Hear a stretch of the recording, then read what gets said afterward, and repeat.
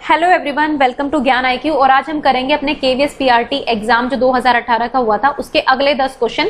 पहले 10 क्वेश्चन जो है मैं आपको पिछली वीडियो में कवर करा चुकी हूँ पेडागोजी सेक्शन के, और आज हम अगले 10 क्वेश्चन को समझेंगे। ठीक है, पिछले वाली वीडियो में काफी एक्सप्लेन किया था मैंने आपको, और इस वीडियो में मैं आपको काफी एक्सप्लेनेशन दूंगी। मैं तो डायरेक्ट आंसर नहीं कराऊंगी, क्योंकि डायरेक्ट आंसर बताने से तो आपको आंसर की इमेज मिल जाएगा। ठीक है, फिर वीडियो देखने का क्या फायदा है। वीडियो देखने का यही फायदा है कि आपको थोड़ा एक्सप्लेनेशन मिल जाएगा और आपको चीजें थोड़ी सी क्लियर हो जाएंगी। देखो, लास्ट जो वीडियो मैंने कराई थी उसमें ये 8th क्वेश्चन था उस लास्ट वीडियो का। ठीक है, इस पे थोड़ा सा हमारा डाउट रह गया था। ठीक है, और मतलब अनीता को मैं थैंक्स करना चाहूंगी, उन्होंने मुझे बताया कि भाई मैम एक बार NCERT को जरूर देखना इस चीज के लिए, है ना। इसका आंसर की में जो था वो बी था, अधिगम था। ठीक है, लेकिन ऑब्वियसली अगर मैं भी पेपर करके आती गाइस तो मैं ये 4th ही लगा के आती, मतलब मैं झूठ नहीं बोलूंगी आपको।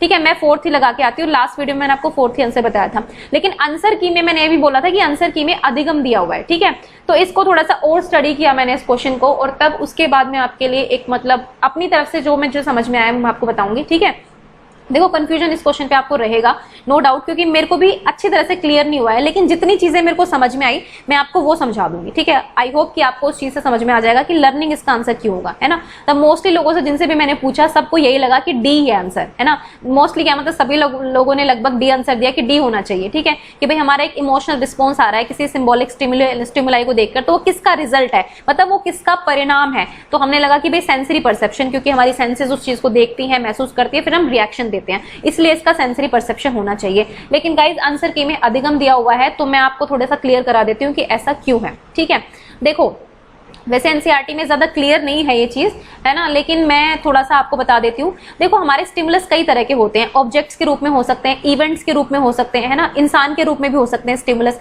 जो उद्दीपन होते क्या है, इनके साथ हम एनवायरमेंट में इंटरैक्ट करते हैं और फिर हमारी कुछ ना कुछ लर्निंग होती है। और लर्निंग क्या होती है, जब हमारे बिहेवियर में, जब हमारे व्यवहार में परमानेंट चेंज आ जाता है, कि मतलब फिक्स हो जाता है वो चेंज, हम वो बिहेवियर जो है बार बार रिपीट करते हैं। कई बार रिपीटिशन भी हो जाती है जो छूट जाती है बाद में। ठीक है, लेकिन यहाँ पर परमानेंट बिहेवियर की बात है, परमानेंट आपका चेंज आ जाए आपके बिहेवियर में, तो उसको हम क्या कहते हैं, लर्निंग कहते हैं। ठीक है, अब देखो यहाँ पे सिंबॉलिक स्टिमुलाई की बात हुई है। इसका मतलब ये है कि जो भी सिंबल्स होते हैं ना, जैसे आप साइन बोर्ड्स पढ़ते हैं ना, ट्रैफिक रूल्स के सिंबल्स लगे हुए होते हैं। मेरे को ज्यादा ट्रैफिक रूल्स का आइडिया नहीं है। ठीक है, जैसे एक पूरा ऐसे स्टॉप का होता है रेड कलर में, तो इसका मतलब इसको हम देखते ही समझ जाते हैं this is the stop sign. ठीक है, फिर नो पार्किंग का होता है तो P लिख के फिर ऐसे करके शायद कुछ ऐसे होता है। ठीक है, तो नो पार्किंग का, ये सारे हमारे सिंबल्स होते हैं। फिर लैंग्वेज में और फिर कुछ होते हैं, डायरेक्शंस के सिंबल होते हैं, इधर जाने का, भाई ये राइट डायरेक्शन है, ये आपका लेफ्ट डायरेक्शन का सिंबल है। तो ये सारे सिंबॉलिक स्टिमुलस होते हैं। ठीक है, पहली बात तो आपने ये सीख ली कि सिंबॉलिक स्टिमुलस होता क्या है। अब हमारा जो भी इमोशनल रिस्पॉन्स आता है, ठीक है, इमोशन में हमारा कुछ भी हो सकता है, फियर, एंग्जाइटी, गुस्सा, प्यार, मोहब्बत, सब हो सकता है इमोशन में। ठीक है, अब देखो हम कोई जेस्चर देते हैं ना, जैसे कि हमने कुछ पूछा किसी से, किसी ने इशारे में हमें कोई जवाब दे दिया, वो इशारा गलत भी हो सकता है, वो इशारा सही भी हो सकता है, वो इशारा फनी भी हो सकता है ना। तो उसके थ्रू भी जो हमारा इमोशनल रिस्पॉन्स आएगा वो भी हम सिंबॉलिक स्टिमुलस के प्रति रिस्पॉन्स ही कह सकते हैं उसको भी, क्योंकि ये जो जेस्चर्स होते हैं ये भी हमारे सिंबॉलिक होते हैं। ये हमें बता नहीं पाते, एग्जैक्टली बोल के नहीं बताता कोई भी हमें। ठीक है, हमें उन इशारों से समझना पड़ता है, तो ये भी एक सिंबॉलिक स्टिमुलस का काम करते हैं। ओके, तो अब इनके लिए जो रिस्पॉन्स आता है वो किसका परिणाम है।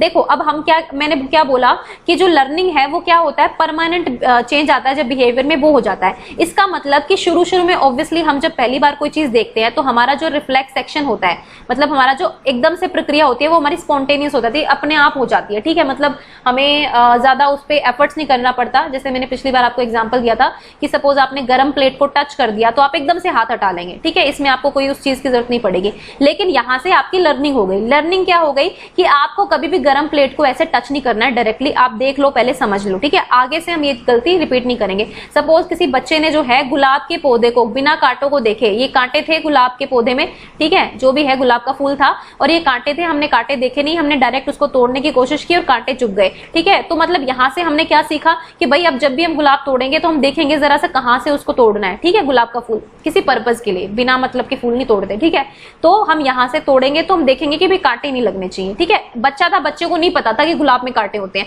लेकिन उसको पता चल गया। ठीक है, वो दोबारा ये बिहेवियर जो है रिपीट नहीं करेगा, तो एक तरह से उसकी लर्निंग हो गई। तो इसका मतलब ये है कि इस बिहेवियर को जो है और सिमिलर सिचुएशन जब आएंगी, भले ही हो सकता है किसी और फूल को भी टच करने से पहले वो देखेगा कि उसमें कांटे हैं कि नहीं है। ओके, तो ये जो चीजें होती है ना, ये जो रिस्पॉन्स हमारा आता है ये कभी ना कभी परमानेंट हो जाता है कुछ चीजों में। जैसे कि यहाँ पे है, ये फूल वाला है, क्योंकि आपको उससे चोट पहुंची है, आपका एक इमोशनल रिस्पॉन्स आया था, वो धीरे धीरे परमानेंट इंपॉर्टेंट हो जाता है। इसलिए जो इमोशनल रिस्पॉन्स आता है फिर हमारा किसका परिणाम होता है, हमारा लर्निंग का परिणाम होता है। ठीक है, इसलिए इस क्वेश्चन का आंसर जो है लर्निंग होना चाहिए। मतलब ये मेरी समझ है, आप लोगों की कुछ और भी समझ हो सकती है, क्योंकि ये क्वेश्चन अब भी मतलब मैं कहूंगी कि पूरी तरह से क्लियर मुझे भी नहीं हुआ है ना।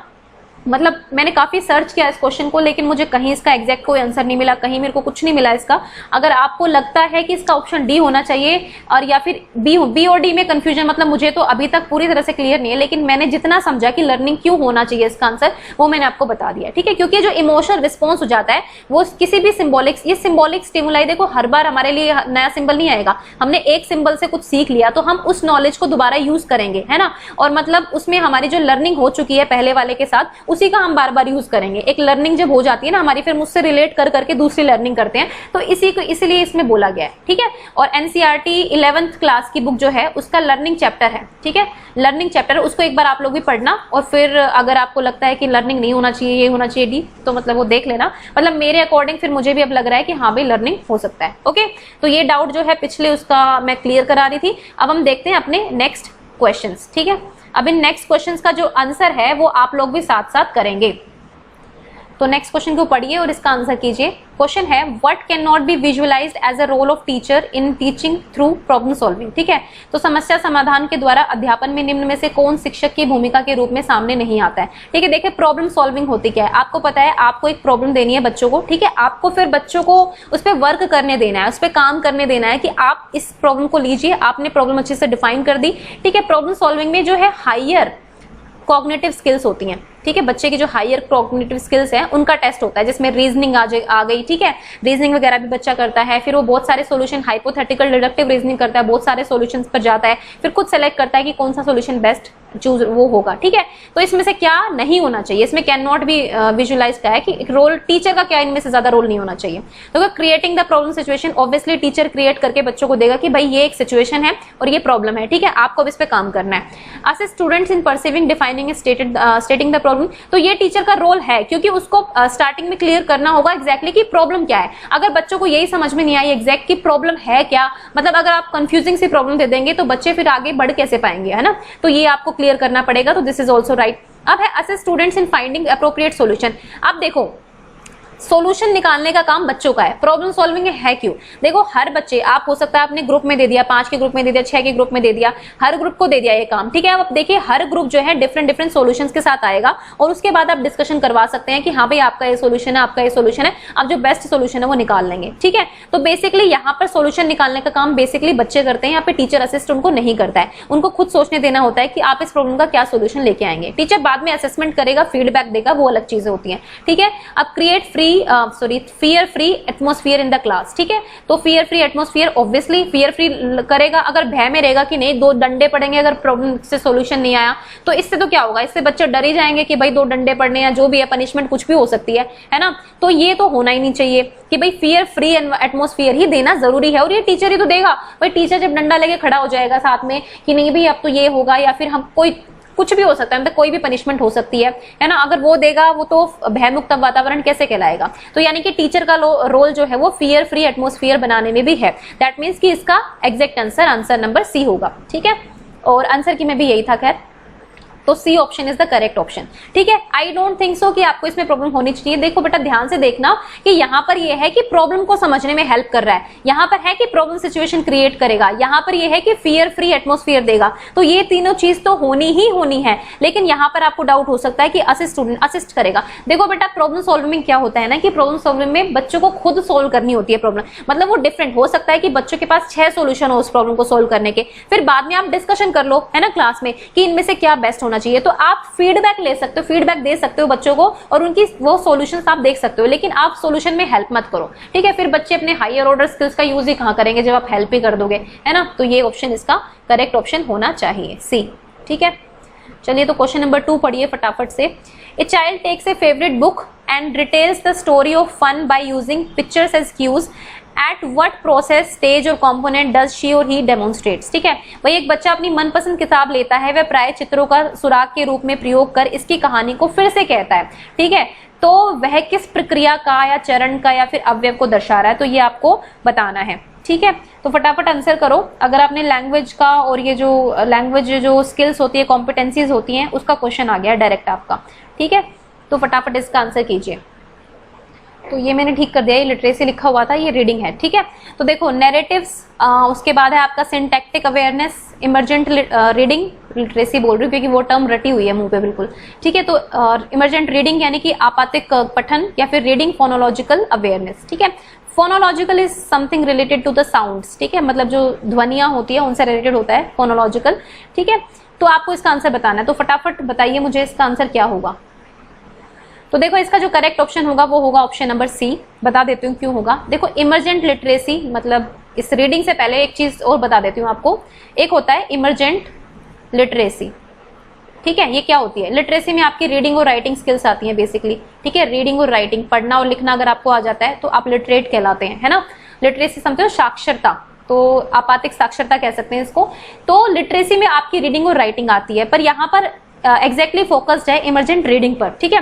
तो देखो बच्चा कर क्या रहा है, a child takes a favourite book, उसने फेवरेट बुक उठाई अपनी, ठीक है, और retells the story of fun by using pictures, तो वह प्राय चित्रों को सुराख के लिए प्रयोग कर इसकी कहानी को फिर से कहता है, ठीक है। वो दोबारा से सुना रहा है इसको और चित्रों का प्रयोग कर रहा है, ठीक है, और कोशिश कर रहा है बिल्कुल क्यूज, पिक्चर्स से क्यूज ले रहा है और फिर सुनाने की कोशिश कर रहा है। तो ये प्रोसेस क्या डेमोन्स्ट्रेट करता है, देखो इमर्जेंट रीडिंग का और इमर्जेंट लिटरेसी का मतलब ये है कि बच्चे को अभी रीडिंग और राइटिंग अच्छे से नहीं आई है, लेकिन उससे पहले ही उसमें वो सिग्नल्स जो है दिखाई देने लग गए हैं कि हाँ भाई बच्चा उस वे में है, उस रास्ते में है उनको सीखने के, ठीक है। इसको हम इमर्जेंट लिटरेसी बोलते हैं। इसमें दो कंपोनेंट्स होते हैं, रीडिंग और राइटिंग का, ठीक है। यहाँ पे बच्चा रीडिंग में भी इन्वॉल्व होता है प्लस वो राइटिंग में भी होता है, मतलब प्री रीडिंग या प्री राइटिंग फेज में बोल सकती हूँ इसका, यानी कि एग्जैक्ट रीडिंग आने से पहले, एग्जैक्ट राइटिंग आने से पहले का जो फेज होता है ये वो होता है, ठीक है। यहाँ पे बच्चा जो है पिक्चर से जो है क्यूज ले सकता है, ठीक है, या फिर मतलब शेयर्ड स्टोरी होती है, जब शेयर्ड स्टोरी हम बोलते हैं तो उसमें भी भाग ले सकता है, ठीक है। तो इस तरह की चीजें होती है, मतलब पहले से ही उन चीजों में जो है अपनी प्रवीणता दिखाना शुरू कर देता है कि yes I am in the process of learning reading and writing, ठीक है, वो ये चीज शो करना स्टार्ट कर देता है। तो इसको हम इमर्जेंट लिटरेसी बोल रहे हैं। देखो यहाँ पे बच्चे ने क्या किया भाई, उसको एग्जैक्ट उसको नहीं पता है, लेकिन वो कहने की कोशिश कर रहा है, दोबारा को उसको सुनाने की कोशिश कर रहा है कि हाँ भाई देखो पिक्चर से ही मैं समझ बना के आपको रीडिंग कर रहा हूँ। पिक्चर रीडिंग आपने सुनी होगी ना, जब हम पिक्चर देख के उसकी रीडिंग करते हैं कि भाई इसके अंदर क्या क्या है। इसी तरह से बच्चे ने उस स्टोरी को जो है पिक्चर्स के थ्रू पहचानने की कोशिश की और कहानी को पढ़ने की कोशिश की अपनी भाषा में, ठीक है। तो यानी कि वो क्यूज, एक तरह से क्लू मिल रहा है आपको कि हाँ भाई वो रीडिंग के फेज में है और जल्दी ये चीज कर लेगा। तो this is called emergent reading, okay. तो ये इसका एग्जैक्ट आंसर होगा। इमर्जेंट लिटरेसी जो आपका ये लैंग्वेज का पार्ट है, एक तरह से लैंग्वेज लर्निंग जो होता है ना, उसमें इसको बोलते हैं।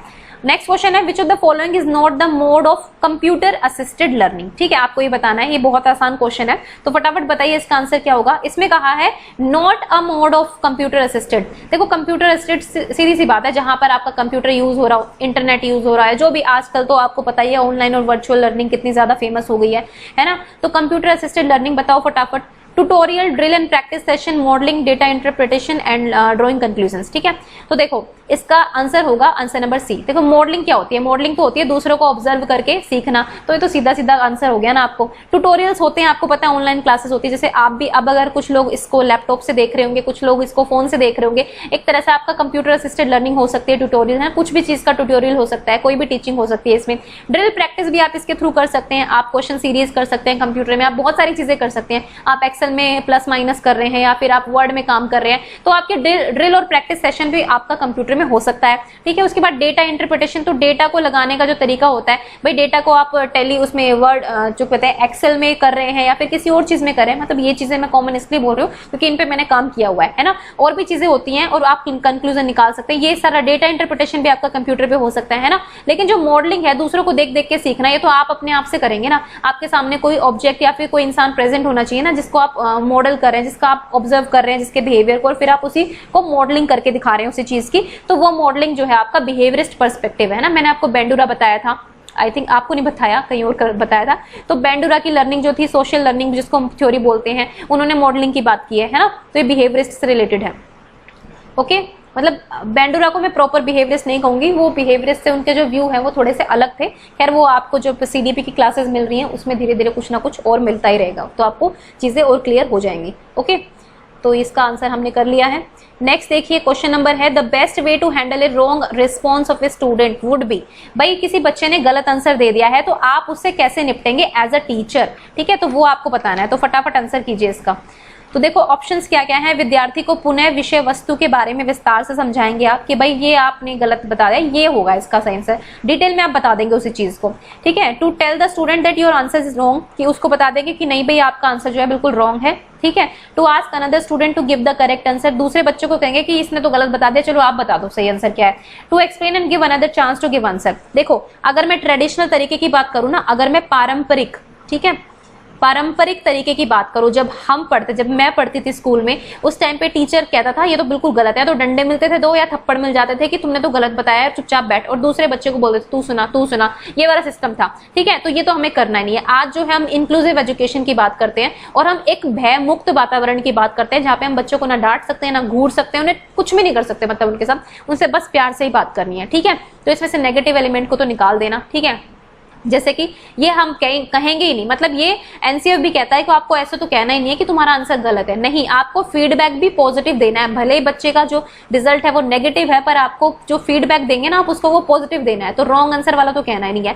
फिर आप ये भी काट दो कि टू आस्क अनदर स्टूडेंट, ये तो आपने बच्चे की इंसल्ट कर दी ना, उसको कहा कि भाई ऑब्वियसली दूसरे बच्चों को कहेंगे तो वो उस बच्चे को बहुत ह्यूमिलेटेड फील होगा या जो भी होगा, मतलब ये थ्योरीज हैं इसके पीछे अगर मैं बात करूं तो चाइल्ड सेंटर्ड एजुकेशन की। तो ये 2 ऑप्शन तो आप एज इट इज हटा दीजिए। उसके बाद है to explain the subject matter in detail, again to explain and give another chance to give answer. देखो इनमें से ये दोनों ऑप्शन ही आपको सही लग रहे होंगे, है ना, कंफ्यूजन भी इन्हीं में होगा। अब इनमें से एग्जैक्ट आंसर जो होगा वो होगा ऑप्शन डी, ठीक है। क्यों होगा मैं बता देती हूँ। यहाँ पे तो आपने एक्सप्लेन कर दिया, भाई आपने एक्सप्लेन कर दिया पूरा सब्जेक्ट मैटर, पर बच्चे का रोल कहाँ गया, बच्चे ने क्या सीखा, बच्चे को आपने किस तरह से हैंडल किया, ठीक है। तो to explain and give another chance to give, अब देखो यहाँ पे आप एक्सप्लेन तो कर रहे हैं, आप साथ ही साथ बच्चे को दोबारा मौका दे रहे हो, यानी कि बच्चे का कॉन्फिडेंस आप बिल्डअप कर रहे हो कि बेटा देखो इस तरह से चीजें होती है, अब आप बताने की कोशिश करो। तो बच्चे को थोड़ा सा कॉन्फिडेंस आएगा, बच्चा मोटिवेट होगा कि देखो सर ने मुझे डांटा नहीं है, मैम ने मुझे डांटा नहीं, मुझे दूसरा चांस दिया है, तो इस बार मैं सही करके दिखाऊंगा। तो मतलब ये वाली चीजें है ना, तो इसलिए D option is right option. ये ऑप्शन भी ठीक है, एक्सप्लेन कर सकते हो, लेकिन यहाँ पे बेस्ट ऑप्शन नंबर डी है, ठीक है। हम ये नहीं कह सकते ए ऑप्शन बिल्कुल गलत है, बिल्कुल गलत तो मैं बिल्कुल नहीं बोलूंगी। मैंने कहा था ना, पेडागोजी में आपको 2 ऑप्शन ऐसे लगेंगे जो गलत नहीं होंगे, लेकिन आपको बेस्ट चूज करना पड़ेगा, ठीक है, सबसे अच्छा जो क्या हो सकता है, ओके। तो ये है, अब देखते हैं नेक्स्ट देखो ये क्वेश्चन बहुत आसान है, पियाजे पर आया हुआ डायरेक्ट। अगर आपने पियाजे नहीं पढ़ा है तो मैंने 5 वीडियोस जो है पियाजे पर अपलोड कर दी हैं सीडीपी की टेस्ट सीरीज में, आप वो 5 वीडियोस देखिए। ये क्वेश्चन आपको बिल्कुल भी मुश्किल नहीं होगा, मतलब अगर आप ये 5 वीडियोस देख लेंगे ना, आपको ये बिल्कुल 5 क्या, आपने सारी स्टेजेस देख ली मेरी, जो मैंने अलग अलग से स्टेजेस के डिस्टिंक्ट फीचर्स कराए हैं आपको, मतलब ऐसे फीचर्स जो आपको और कहीं नहीं मिलेंगे, है ना। बुक्स लोराई बर्क में तो मिलेंगे, नीता मुल्फोक में मिलेंगे, लेकिन वो कुछ बच्चे कहते हैं बहुत मोटी बुक है, नहीं पढ़ी जाती। भाई नहीं पढ़ी जाती तो फिर सपना भी भूल जाओ, है ना। मतलब मैंने वो बुक कम से कम 4 बार पढ़ी है, तो सोचो कि उसमें बहुत मेहनत लगती है, लेकिन आपको वो चीज तो करनी पड़ेगी। नहीं करनी पड़ती तो फिर कहीं और से देखो, लेकिन फिर पूरी नॉलेज नहीं मिलेगी, वो वाली चीजें होती है ना। तो ये 5 वीडियोस देख लेना पियाजे की, पियाजे बिल्कुल क्लियर हो जाएगा, ओके। तो देखो sensory motor, pre operational, concrete operation और फॉर्मल ऑपरेशन, चारों स्टेजेस पियाजे ने दी थी, है ना। तो सेंसरी मोटर में क्या करना सीखता है बच्चा, ऑब्जेक्ट परमानेंस, वस्तु स्थायित्व आता है। अगर आपने एक चीज है बच्चे के सामने, ठीक है, आपने उसको उठा के अपने पीछे छुपा लिया, सपोज आप यहाँ पर है, बच्चा यहाँ पर, बच्चे के सामने आपने हरकत की, है ना, यहाँ पे छुपा लिया, तो शुरू के 12 महीने से पहले तो बच्चा नहीं ढूंढ पाता है, मतलब उसको लगता है कि नहीं चीज गायब हो गई, मम्मी ने कहा चिड़िया ले गई, तो सच में बच्चा समझेगा चिड़िया ले गई, है ना। लेकिन जब वो 12 महीने तक की उम्र में आता है, मतलब कुछ बच्चे 10 महीने के में भी कर सकते हैं, वो डिपेंड करता है, थोड़े इंडिविजुअल डिफरेंसेस होते हैं। लेकिन उसके बाद जो है बच्चा धीरे धीरे ये चीज समझ जाता है कि हाँ भाई चीज यहाँ से गायब नहीं हुई है, वो मम्मी ने अपने पीछे छुपा लिया, किसी कपड़े के पीछे छुपा दिया, किसी ऑब्जेक्ट के पीछे छुपा दिया, वो गायब नहीं है। तो बच्चा ढूंढने की कोशिश करता है, यानी कि उसको समझ आ गई है कि वस्तु वहीं पर है, ठीक है। This is called object permanence. उसके बाद प्री ऑपरेशन की बात करेंगे तो यहाँ पे ईगोसेंट्रिज्म सबसे ज्यादा होता है, बच्चे को लगता है कि सब चीज उसी की है, दूसरों का पर्सपेक्टिव वो नहीं समझ पाता है, उसको लगता है कि मेरी मम्मी है तो सिर्फ मेरी ही मम्मी है, वो मतलब पापा की वाइफ भी नहीं है, वो किसी की बेटी भी नहीं है, वो सिर्फ मेरी मम्मी है ना, मुझे ही प्यार करे, मेरे साथ ही रहे, है ना। तो ये होता है, मेरी चॉकलेट है, मेरा बैट है, मैं किसी को नहीं दूंगा या मैं किसी को नहीं दूंगी क्योंकि ये सिर्फ मेरी चीज है ना। और दूसरे अगर आप उसको कोई डांस स्टेप कहोगे ना बच्चे को, बेटा ऐसे नहीं ऐसे करना, तो बच्चे कहेगा नहीं मैं जैसे बता रहा हूँ वही ठीक है, बिकॉज वो दूसरे के पर्सपेक्टिव लेना स्टार्ट नहीं करता है, उसको नहीं समझ में आ रहा होता है कि दूसरे किस तरह से सोच रहे हैं, क्योंकि उसको सिर्फ अपनी समझ में आती है, ओके। तो प्री ऑपरेशनल का सबसे बड़ा होता है ये ईगोसेंट्रिज्म। उसके बाद आते हैं कंक्रीट ऑपरेशनल पे, तो जो मूर्त रूप में जो चीज प्रेजेंट होती है उनके साथ वो लॉजिकल थिंकिंग करना स्टार्ट कर देता है ना। ईगोसेंट्रिज्म जो है उसमें बहुत कम हो जाता है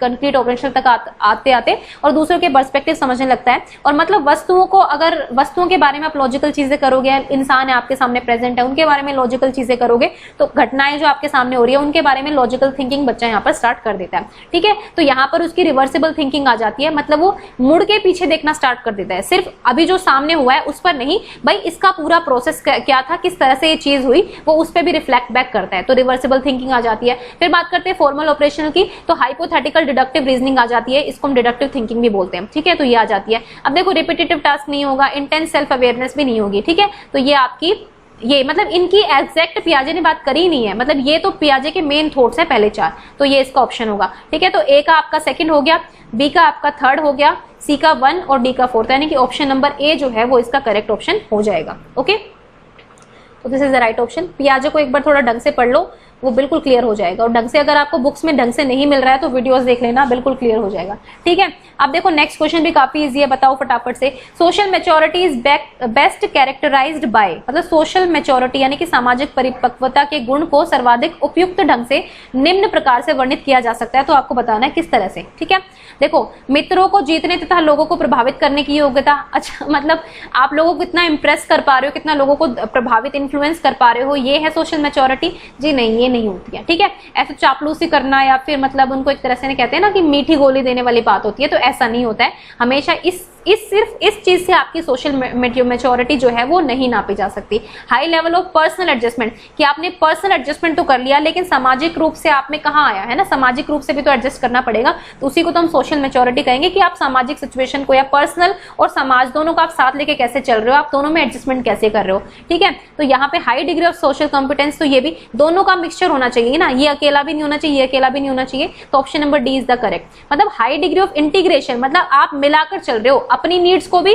और सोशल ऑर्डर के साथ साथ अपनी नीड्स को आप मिलाकर चल रहे हो। ठीक है, that is called your social maturity. ठीक है, आप किस तरह से चीजों को हैंडल करते हो, कितनी समझदारी से आप करते हो, मतलब कैसी भी सिचुएशन आए आप कितना गुस्सा कर रहे हो, मतलब ये चीजें डिपेंड करती हैं आपकी मैच्योरिटी लेवल को दिखाती हैं। ओके, तो option number D is the correct option.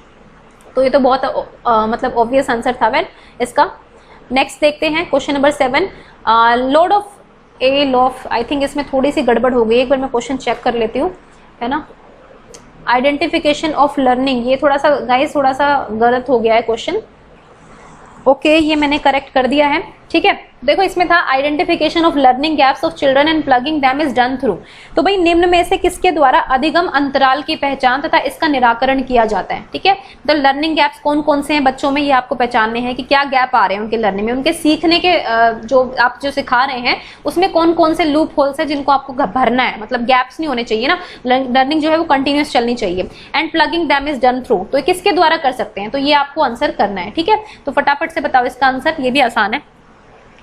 तो देखो इसका जो करेक्ट ऑप्शन होगा वो होगा रेमेडियल टीचिंग। जब आप डायग्नोस्टिक करते हैं ना, डायग्नोस्टिक टेस्ट करते हो जब आप, तो इसमें क्या करते हो, जो नैदानिक बोलते हैं आई थिंक डायग्नोस्टिक को, नैदानिक जो शिक्षण करते हो उसमें क्या करते हो आपने टेस्ट लिया जो भी लिया, ठीक है, एक क्वेश्चन कराया भी था मैंने शायद पिछले उसमें आपको शायद आया था क्वेश्चन, तो उसमें ये क्वेश्चन था कि भाई बहुत सारे बच्चे फेल हो गए ना, तो 40 में से ये लगा लो मोस्टली फेल हो गए, यानी कि 36 फेल हो गए, 4 ही पास हुए। इसका मतलब कि कहीं ना कहीं तो हमारे इसमें टीचिंग में कमी रही। ठीक है, तो इसके लिए ये तो आपने फॉर्मेटिव टेस्ट ले लिया, ठीक है, यूनिट टेस्ट जो है फॉर्मेटिव ले लिया, लेकिन फॉर्मेटिव में जब कमियां आती हैं तो फिर आप डायग्नोस्टिक टेस्टिंग करते हैं, आप देखते हैं कि आखिर प्रॉब्लम कहाँ पर रही, आप गैप्स ढूंढते हैं। ठीक है, उसके बाद जब आपको पता चल गया, आपने डायग्नोसिस कर लिया हर बच्चे का, उसके बाद आप जाते हैं रेमेडियल टीचिंग पर। ठीक है, अब आपको सुधारात्मक शिक्षण करना होता है कि अब आप उपचार में क्या कर सकते हैं। भाई इतने सारे बच्चे फेल हुए थे, 40 में से 36 फेल हो गए, 4 ही पास हुए, तो इन 36 में ऐसा तो नहीं हो सकता ना कि भाई सारे बच्चे ही नालायक हैं, तो कुछ ना कुछ कमी हमारे टीचिंग में भी रह गई, तो आप यहाँ पर क्या करेंगे, आप यहाँ पर उपचारी शिक्षण करेंगे। ठीक है, पहले आप डायग्नोस्टिक करते हैं, उसके बाद उपचारी करते हैं। ठीक है,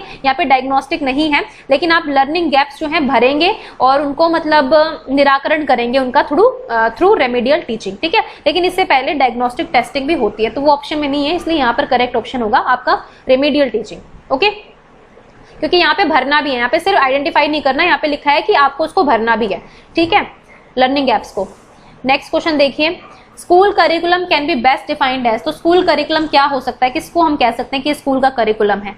तो the complete array of the course of study, the all the matters used to further people's activities, a complete set of organized experience in the school, some total of knowledge to be provided to learners। ठीक है, this is मैं कहूंगी कि एक बहुत ही confusing question है ये, है ना, it is a very confusing question, है ना, लेकिन आपको बस थोड़ा समझदारी से काम लेना है कि यहाँ पर स्कूल करिकुलम की बात हो रही है ना, स्कूल लेवल की बात हो रही है। करिकुलम तो बहुत ब्रॉड है, जब आप एनसीएफ देखते हैं ना, नेशनल करिकुलम फ्रेमवर्क है, तो उसमें सभी स्कूल्स के लिए, सभी एजुकेशनल इंस्टीट्यूशंस के लिए एक गाइडलाइन प्रोवाइड की गई है, तो वो ओवरऑल है, बट यहाँ पे हमें सिर्फ स्कूल करिकुलम के बारे में बताना है। ठीक है, तो देखो यहाँ पे एग्जैक्टली स्कूल के बारे में सिर्फ यहाँ पे अच्छे तरीके से बात हुई है भाई। Complete set of organised experience, जो भी एक्सपीरियंस आप स्कूल में प्रोवाइड करेंगे, that constitutes your school curriculum. ठीक है, इसमें आपकी एकेडमिक सेशन भी आ गया कि आपने कितनी क्लासेस ली, आपका इसमें नॉन एकेडमिक भी आ गया, आपकी एक्टिविटीज भी आ गई, आपके फंक्शन सब कुछ आ गया इसमें। ठीक है, आपकी कैंपेनिंग भी आ गई, आपने कितने कैंपेन कराए, स्वच्छ भारत अभियान किया, जो भी कराया, तो जितना भी आप जो भी स्कूल में जो एक्सपीरियंस देते हैं बच्चे को कंप्लीट,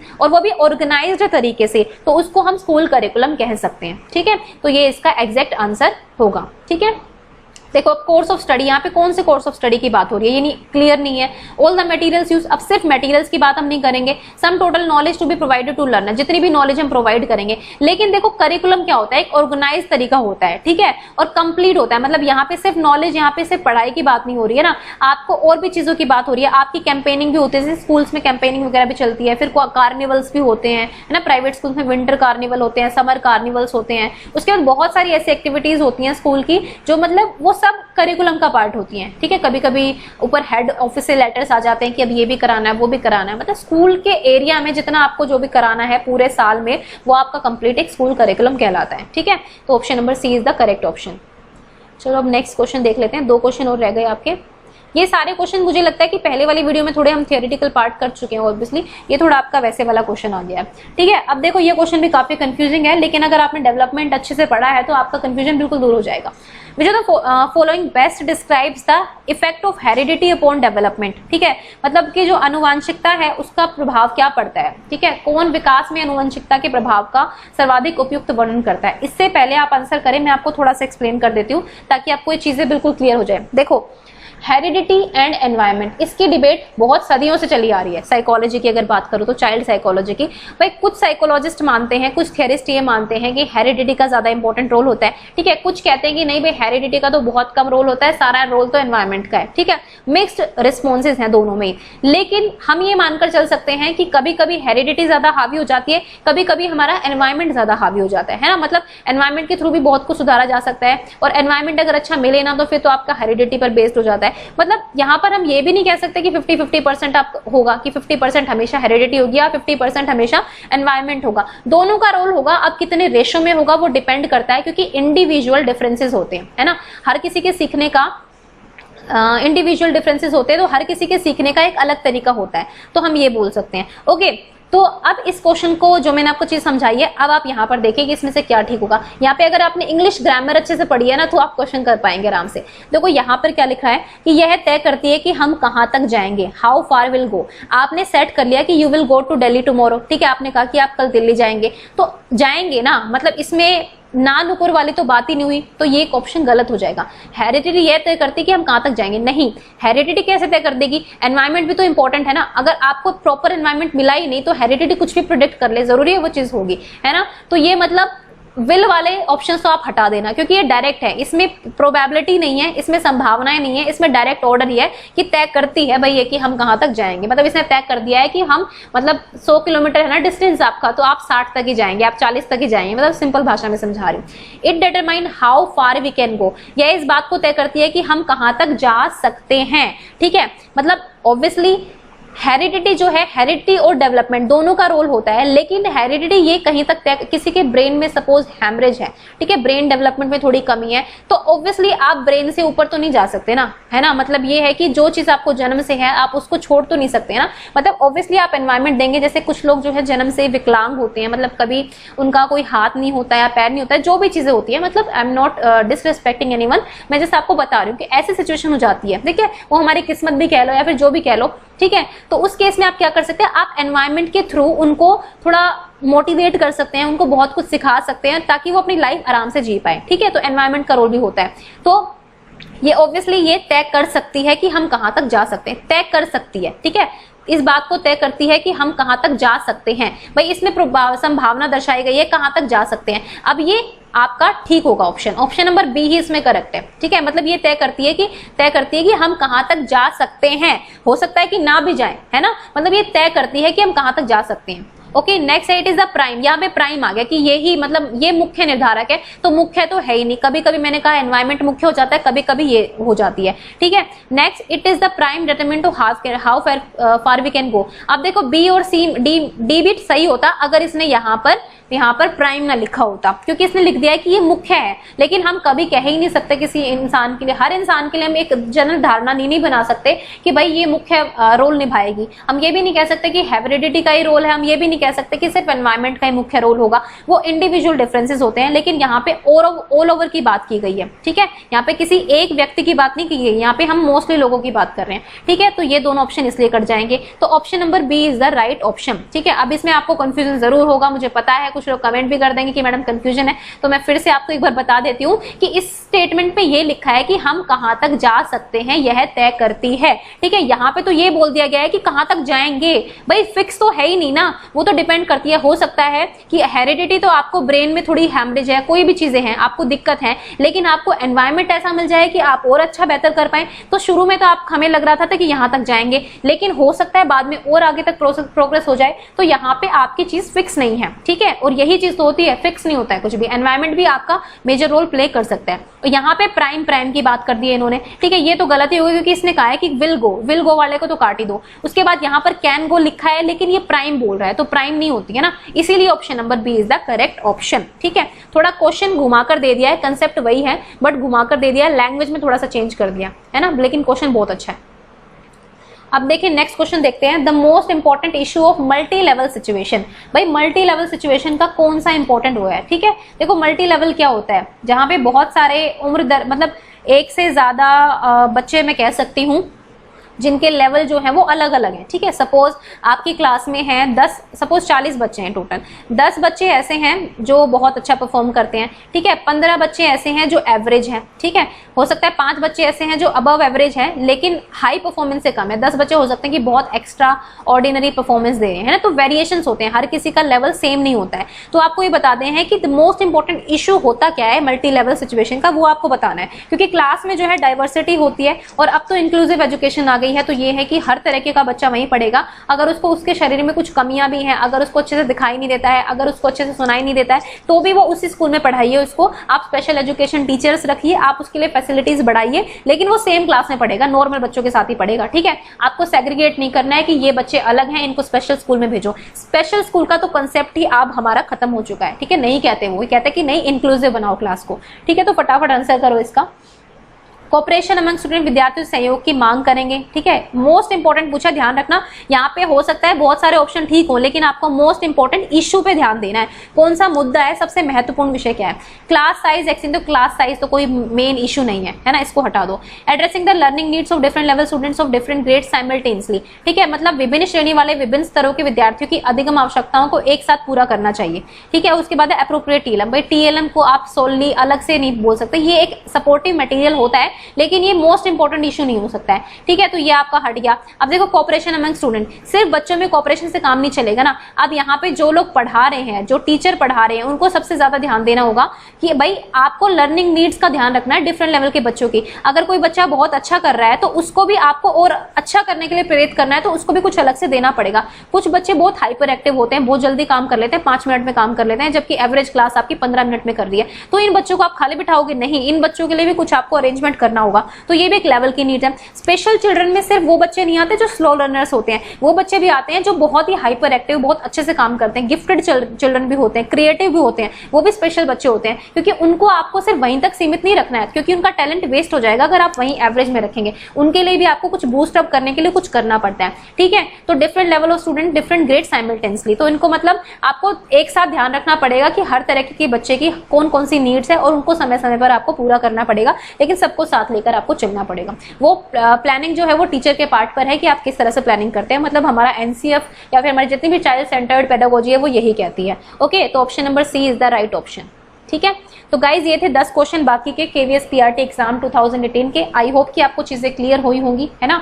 मतलब मैंने अपने तरफ से पूरी कोशिश की आपको क्लियर कराने की। अगर फिर भी कुछ डाउट्स रह जाते हैं तो लिख देना, क्योंकि फिर अगली कोई भी वीडियो आएगी क्वेश्चन सीरीज की वगैरह की तो वो उसमें मैं आपको बता दूंगी। ठीक है, and thank you for watching ज्ञान IQ।